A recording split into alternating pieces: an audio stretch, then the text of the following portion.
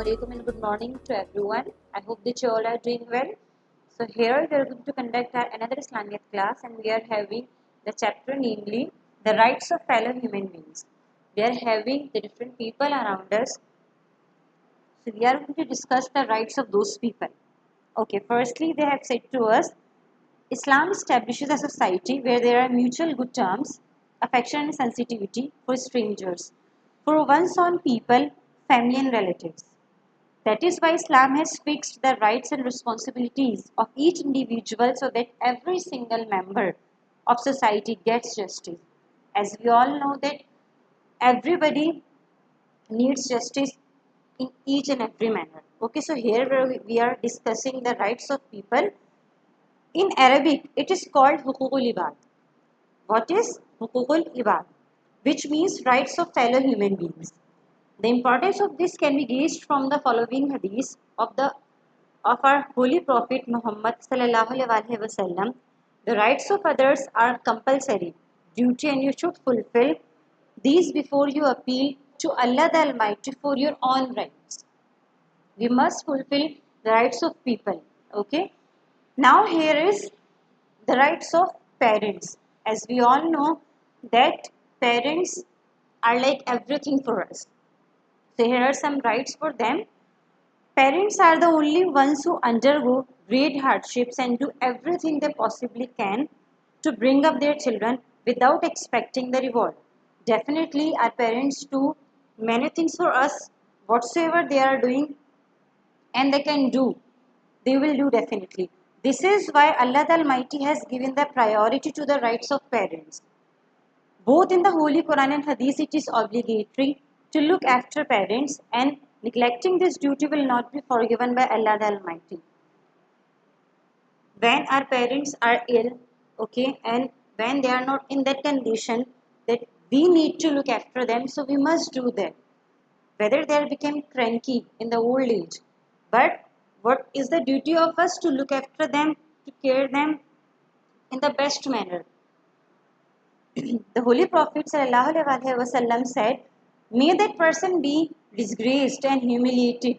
He repeated this sentence thrice. Okay? May that person be disgraced and humiliated. He repeated this sentence thrice. People asked him who he was talking about. He replied, one who has aged person and does aged parents and does not look after them. The same thing which I was talking to you people, that if your parents have become aged and whether they become cranky and they irritate and they get angry soon, so in that manner you are supposed to look after them in the best manner. At the end they are saying, and hence does not enter paradise. On the page number 20, once a person asks the Holy Prophet sallallahu alaihi wasallam, who has the first and most rights over me, he answered, your mother. The person asked this question thrice. Each time the answer was the same. When the same question was asked the fourth time, he replied, your father. It is the duty of children to be grateful to their parents, to respect and look after them. And if due to ill health and old age they become cranky, let them be, not answer them back, for Allah the Almighty has said, and do good to parents. If any of them or both of them reach old age, do not say to them, "Oof," a word or expression of anger, and do not scold them and address them with respectful words. The rights of children. Children are one of Allah's blessings for parents, so they should thank Him on their birth, whether the newborn is a boy or a girl. If they can afford it, they should perform the aqiqah, head shaving of newborn ceremony, which is sunnah, and also give them good Islamic names. A hadith of the Holy Prophet ﷺ says, on the day of resurrection, you will be called by your name and your father's name. Hence, baptize them with good names. It is the duty of parents to bring up their children in the best manner, Guide them well and give them a good education. For as the Holy Prophet ﷺ said, of all the things a father gives to his children, a good education and training is the best. Before this, we were discussing the rights of parents. Here, we are discussing the rights of children. Kids are what? The blessings of Allah. Whether they are a girl, whether they are whether that is a boy. We should not do different things. Means like we should not make them feel that the girl is not important as the boy is. It is really common thing which was done in the past. But here both are equal for the parents and for us as well. And about the parents, they have said to us the many things, that to look after them, to care them when they need you, and when they have become old and they have become cranky, they irritate. So at that time, there is a word or expression of anger.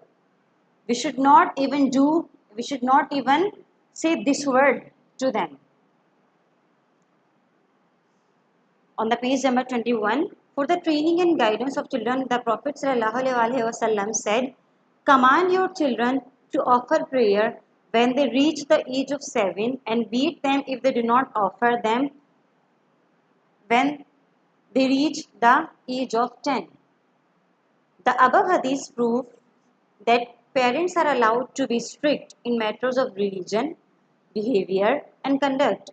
At the same time, they should bond them with love and tenderness and not be overly strict or harsh, nor overindulgent, as both these latter approaches will spoil them. Means parents should be strict in the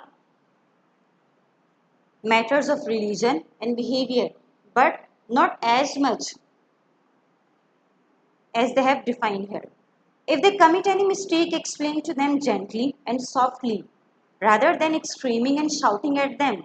Never discriminate among your children, lavishing all your love on one child and excluding the others or giving less attention to them. Means all are equal for the parents and all should be equal for the parents. The neglected child will feel deprived and lost his self-confidence. If a gift is given to one child, then a similar one should be given to the others as well. A hadith of our Holy Prophet ﷺ says, if you give something to one child, then give the same to all the others too, as injustice is wrong. Okay, justice, this is the word which we were discussing in the beginning of the chapter, that this is really necessary in all the manners, especially in the rights which we are discussing. In pre-Islamic days, the Arabs used to take pride in their sons and thought that daughters were a cause of disgrace and used to bury them alive. Means they did not used to give importance to the girls. They used to give importance to the boys only, to the sons only. But as we all know that this is not good thing, Islam banned this barbaric custom and declared daughters to be a blessing of Allah, the Almighty. Our Prophet ﷺ said, any man who trains, educates, and treats his one or three daughters or one or three sisters, Allah the Almighty has declared paradise obligatory for him. Look, what they are saying basically, they are talking about the daughters, they are talking about the girls, that they are the blessings of Allah. So we must understand this. Now, the rights of the needy. Who is needy basically? There is something new. A needy person is not one who begs. Okay, a needy person is not one who begs, but one who does not reveal his grief, pain, or sorrow to anyone. There is a lot of reward on spending money on such people. Means he is not disclosing his grief to all of them or to anyone. So that is a basically needy person, not that who begs. One who is used to begging has to fulfill his needs, but one who has self-respect never stretches out his hands to beg. These are the needy who we should look for in order to help them. On the page number 22, as our beloved Prophet ﷺ said, the needy is not the one who roams around for a couple of mouthfuls of food or a few deeds, but the real needy is the one who does not have enough money to fulfill his needs, but since he conceals his true state from others, they are unaware of his needs, hence people do not give him any charity and he does not beg from the people. On another occasion, the Holy Prophet ﷺ said, the one who strives for widows and the needy is comparable to the one who endeavors and struggles in the way of Allah and the one who prays all night and fasts during the day. So these are the rights of different people as we were discussing the parents and children and in the last the needy. Okay, that is all for the chapter's explanation. Now let's come towards the page number 22. There are some question answers. Okay, before question answers, as you guys make the title page and do the word meaning, similarly you will guys do the same. On the page number 22, there is a question number 1. What are the duties of children?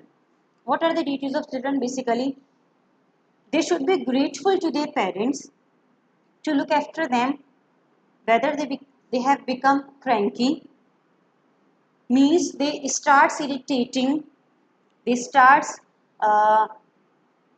gets angry, but in that condition even, we just should care of our parents, we should care of our parents and we should look after them and we should not say a single word to them. Question number 2, how should parents bring up, train and educate their children? Definitely the parents should bring up their children in the best manner, to give them a good education, to guide them about the right or wrong things as well. In this manner, you can write the both answers. Question number 3, who is a needy person? Write the answer only who is a needy person. You are not supposed to write the related hadith of the Holy Prophet ﷺ. It is enough. Who is a needy person? As in the last we were discussing that the needy person is not one who begs. He is that person who does not tell anything about his sorrow, means who does not disclose anything. After these question answers, you guys are having the fill in the blanks at the end of the chapter. You can find these all things, word meanings and blanks in the web portal. Okay, that is all with the explanation and homework.